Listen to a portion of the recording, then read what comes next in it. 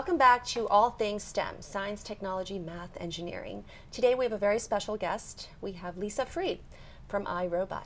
And Lisa manages iRobot's STEM initiative, which is focused on engaging students in STEM education across grade levels and demographics by visiting classrooms, bringing students to iRobot, and providing job shadow experiences. Such iRobot programs hope to increase student enrollment in robotics and the STEM fields. In 2014, 60% of iRobot's employees participated in the STEM program, reaching over 78,000 students. iRobot is also the founder and lead organizer for National Robotics Week, which in 2014 had over 250 events in all 50 states. So needless to say, Lisa is a busy woman. Lisa has been working in STEM outreach for more than 20 years, including 10 years as the New England Regional Coordinator for the National Engineers Week Future City Competition. Well, that's a mouthful. She is a registered professional engineer and LEED accredited professional. Lisa holds a civil engineering degree from Union College and a master's in landscape architecture from Harvard. Outside her professional life, Lisa has a son in junior high school, and she enjoys spending time swimming and training her Bernese mountain dog. Well, welcome to the show, Lisa. Thanks for having me. Fabulous to have you and iRobot with us today. Thanks. So I'm going to ask you my first question. It's not a trick question. Uh-oh. But so when you were a little girl, when you were a young kid, did you think one day I'm going to grow up to manage iRobot's STEM program? I can't say that it was iRobot's STEM program because quite honestly... a futuristic robotic company's STEM initiative. Maybe not even robots, because there weren't many robots when I was a little kid growing up. But I did know that I wanted to be an engineer. My dad's a civil engineer, so I was very lucky that I was exposed to it. A lot of young women are not. But I started out knowing that, and my story takes a kind of wild twist because in high school, my guidance counselor told me that I probably better think of something else because girls don't become engineers. And that started me on my path, and that's, I think, why I'm so passionate about STEM education and getting kids excited about it, because girls shouldn't hear that. Awesome, I like that. Yeah. I like that attitude. I approve. So when you were about 10 or 11 years old, what did you think you were going to do? I think, my dad was a traffic engineer, and so that's somebody who does a lot with highways and bridges and cars, and that's where the civil engineering thing came from. I kind of turned my parents' basement into a matchbox city, and so the entire basement was laid out with roads and highways, and everything was painted and striped, and everything was perfect. Just perfectly natural for all kids, all kids do that, right? My parents are still scraping that off the basement floor, but that's what started the civil engineering path. And from there, it kind of grew, and I learned more about the field as I got older. And then the landscape architecture came in because civil engineering was one thing, but I liked the aesthetic value to it. And so I wanted to combine the two. So you and Steve Jobs, you like things to look pretty. Pretty or functional. And functional. Functional. Right. Well, iRobot is such an interesting company, and it was founded, or it started in 1990 out of MIT.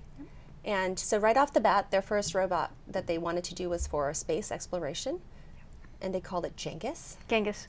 And so if I had to start my own robot, that's what I would do. I would space exploration. Yes, why not? That's right? where I would start too. Yeah, well, it's the most exciting. No pressure. It's exciting.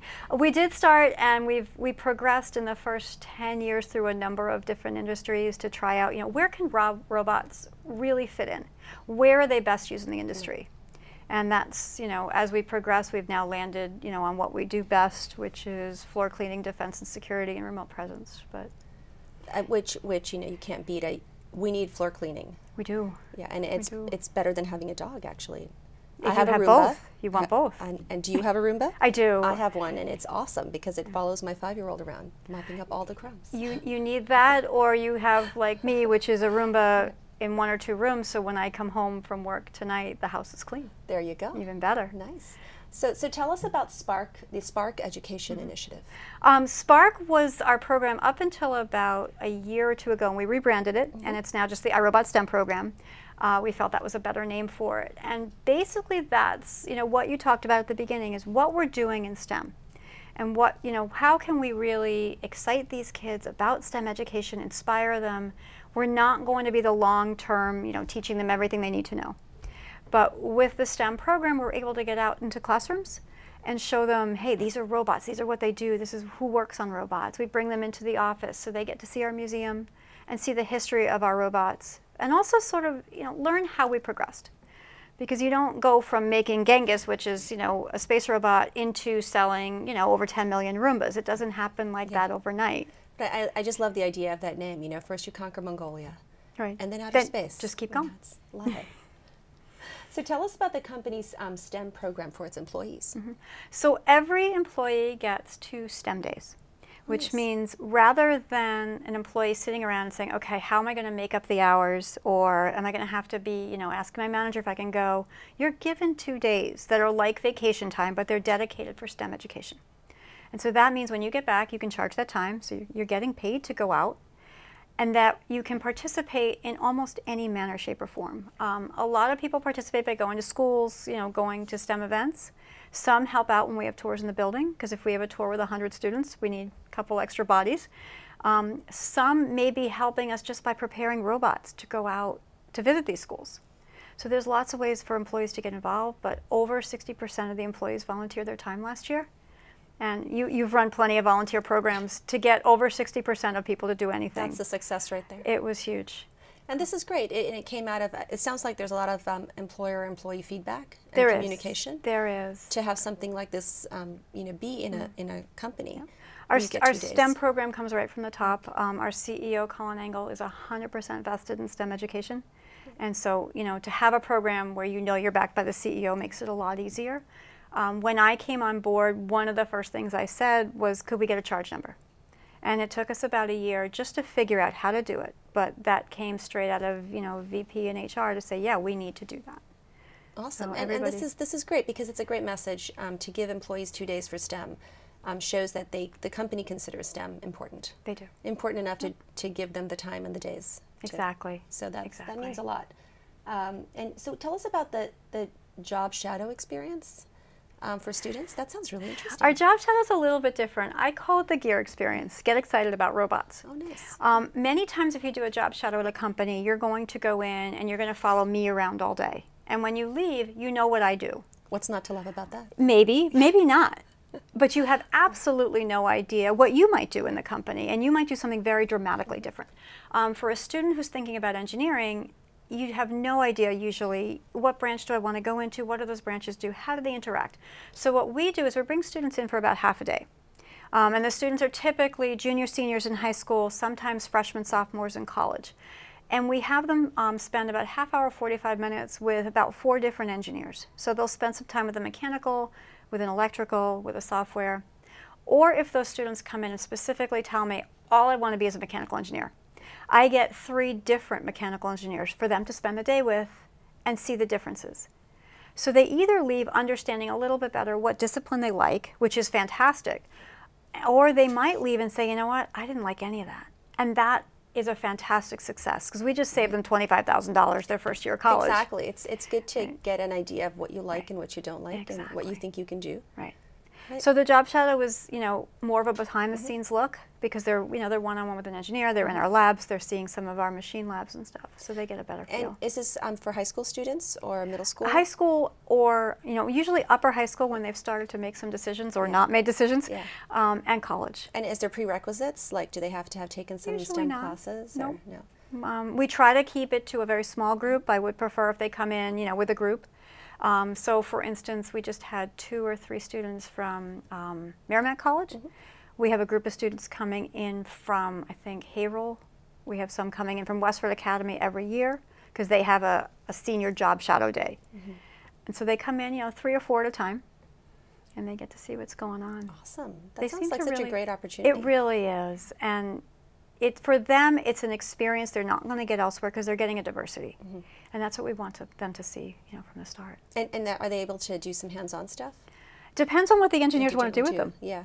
We had a student come in, and the engineer took him on for the day, and he made him take a Roomba apart. Oh, nice. And if he could put the Roomba back together and it worked, he got to keep it. So Hardy Elementary School here in Wellesley, we have we specialize in having designed the take-apart room for our science fairs. So we have all kinds of equipment that the students can spend an hour just dismantling. It's the best thing. Our CEO is known for telling everybody, take it apart. I know. And we always remind him to have them ask their parents first. And the kids love it, because no parent wants them to take apart all their equipment at home. No. So it's but great. That's how you figure out what's inside. Right? Absolutely, absolutely. So it sounds like there's a lot of variability built into the Job Shadow program. There is, because I want to customize it for what that kid needs. That's so awesome. That's amazing. So then my next question, of course, is National Robotics Week. Yep. It's coming up. What's that about? It's coming up. It's the second week of April. National Robotics Week was established by Congress, so it's a congressional resolution. It's the second week of April every year. So this year it's April 4th through 12th. We try to encompass both weekends on the other side. iRobot is the founder and kind of the coordinator. So it's grassroots in that all around the country, groups are putting together robotics events. They can range from a bunch of kids on a first Lego team taking the robot to the library and demonstrating it, which just tells other kids, hey, you could do this. It might be university having an open house and a lab tour so that you can see what robotics is all about. Some are more formal, some are speaking events, you know, with different speakers around the country. So we conglomerate all of those onto the website for National Robotics Week. And so people can take photos and send them to you, and iRobot will post them? Sometimes on our Facebook page we've done that so that we can see what's going on around the country at all these different events. What we're really trying to do is just grow it so that everybody posts their events or starts thinking about, hey, it's Robotics Week, let's do something. A lot of the first robotics teams start demonstrating their robots, so that's how they build their team. Awesome. You know, because now somebody else knows about it, they can get more kits for next year. Awesome. That sounds great. Yeah. So locally, the biggest event that will be going on is usually the Cambridge Science Festival Robot Zoo. It actually happens the weekend after. We kind of cheat and post things for all of April. But that's the biggest local event. It's down in Cambridge at the library in Cambridge, Georgia Latin. We have about 15,000 people who come through. We have robotics companies from all over and showing off their robots. You can see them, touch them, just like if you went to the zoo. Right. Nice. Awesome. And National Engineers Week Future City Competition. Yes. I had to read that. It's way too long. I spent 10 years with that program. It was 10 of the most satisfying years to watch those kids grow. The kids use SimCity, which they're all playing as a game, but they use it to model a city on their computer. And then they're asked to build a scale model, write a research essay, and do a presentation. And they don't know it, or they start to learn it, but that's what an engineer does. An engineer has to prototype what they're doing, write about it, research it, and present it. So they do all of that. We have local regional competitions all around the country, and then the winners from those regionals progress to nationals, and where you've got all the kids down in DC, and they're doing the exact same thing. Oh, interesting. So they have to talk about the design specs? They talk about what they researched, they talk about their city. Why they planned it that the way that they did. Yep. And we have a panel of judges who will quiz them on things that they may or may not have thought of. You know, why did you locate your high-end residential next to the dump? Yeah. Right? So and we can go on to iRobot's website? You would go to the Future City website. And then we can get learn more about it. People can apply from all nationally. Anywhere. Yeah, they start, most of the teams are school-based, just because it's easier. They tend to run it as an after-school program. But you form a team, you submit it to the coordinator, who's running it now out of the Boston Society of Civil Engineers, and then they start their competitions. Usually they release the information over the summer. Oh, nice. And it runs through January. How exciting. Yeah, it's a fantastic program. So iRobot has developed just about every kind of robot. I was going through the list, and it's amazing. Everything from underwater robots to video robots, space robots. Is there a place that iRobot has not yet ventured into that I can't even imagine what that would be? But we don't do anything aerial or flying. Okay. So no drones? No drones. Okay. Other than most of the engineers, I'm sure, have gotten a hobbyist drone to try out and play with. Right. But you have to think about engineering, and when you're developing products, there are niches and fields of expertise. So if you start entering another field of expertise, you need to ramp up and hire that. So we've chosen to go with our three sort of pillars of, like I said, floor cleaning, defense, and remote presence. And those are the people that we have. Doesn't mean that, you don't think about it. Right. But as if that's not enough. I mean, right. Those are very huge areas, right? It does. Yeah. It does keep especially us busy. The floor cleaning. It's the important. Yeah, it's got to be done well. It does. And you have to enjoy it. So we don't want you to have to do it yourself. I certainly don't want to do it myself. That's why I have the Roomba. I see that iRobot's awards and honors list is about 3 pages long. And I know because I went through the 3 pages or more. And the latest one was from Boston Inno, a 50 on Fire technology winner for 2014. That sounds fantastic. And that was for the Roomba. right? Roomba's popular. It is very popular. It's got a lot of fans. So in the area of STEM, what's the next direction? Probably, well, National Robotics Week is looming. Right. It starts April 4th. So that'll probably be the next thing. As far as, what are we going to do to grow and more, we just released back in December the Create 2. Create is a programmable platform. So it allows a kid, Create is Roomba, but we've taken away some of the vacuuming things to keep it, a little more inexpensive, and we let people hack it. Oh, and flexible. Right, as well. right. Hackable. It's a hackable robot. Yeah, oh, nice. So what we've done is we've posted some starter projects, and we continue to add to that. So if you get it, and it's mostly for high school, college level kids, but you have a program you could start trying out. And we're encouraging people to submit their projects to us so we can post more of them. So that's where we're at now with that robot, and we want to keep growing it, keep getting more projects up there. We're sort of doing part of that with Thingiverse, which is the 3D printing website, so that if you 3D print something for the robot, everybody can share it. And I assume that you're putting all these things out to all the schools in the areas so that they can get the teachers and local robotics clubs interested in hacking your Roomba. It's exciting. Yeah. It's really exciting, and the kids really enjoy it because the simplest project you can do with it is to take the cable that we provide, send code to the robot, and the robot reacts. So while I'm talking to you, I'm already designing a project in my head. That's what we want. I would like to hack the Roomba into That's doing. what we need. And have it change colors and get a personality. That's exciting. Yeah, that would be interesting. So you were recently at Hardy School Science Night. Yep. And now you're coming to Expo at the Wellesley High School for this year. It's very exciting. So tell us what you're going to exhibit there, what you're bringing. So we love doing the STEM Expo at Wellesley. It's a fantastic event. It has everything. This year you've expanded tremendously. That's the goal. It's fantastic.